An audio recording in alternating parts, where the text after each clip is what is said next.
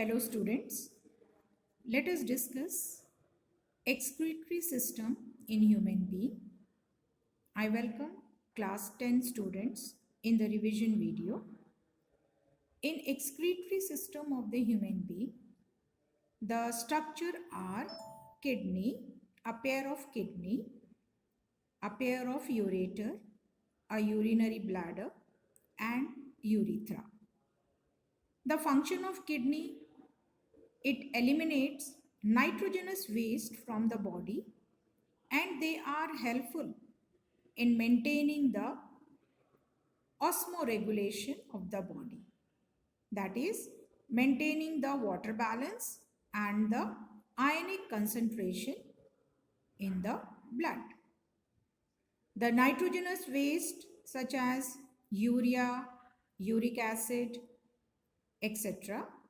are present in the blood which are removed from the kidney by ultrafiltration of the blood.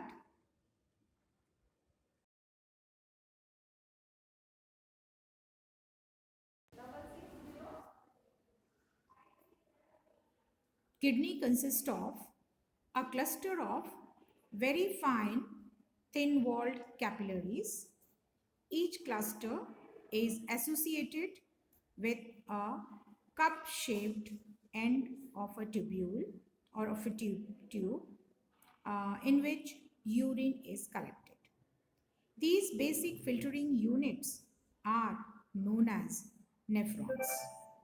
Each kidney possesses a large number of nephrons, approximately 1.5 million, around 1 to 1.5 million nephrons in each kidney. The main components of the nephrons are Bowman's capsule. Inside that, a bunch of capillaries called glomerulus and a long renal tubule. This tubule is known as PCT, proximal convoluted tubule, Henle's loop, and DCT, that is distal convoluted tubule.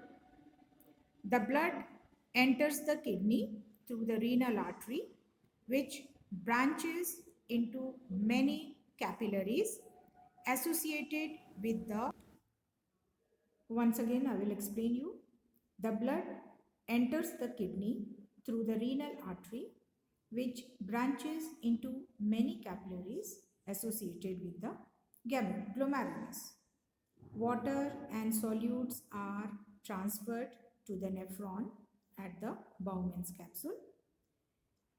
In the proximal convoluted tubule, some substance, useful substance from the blood, such as amino acids, glucose, and salts, they are selectively reabsorbed and unwanted toxic substances molecules are added in the glomerular filtrate, that is urine.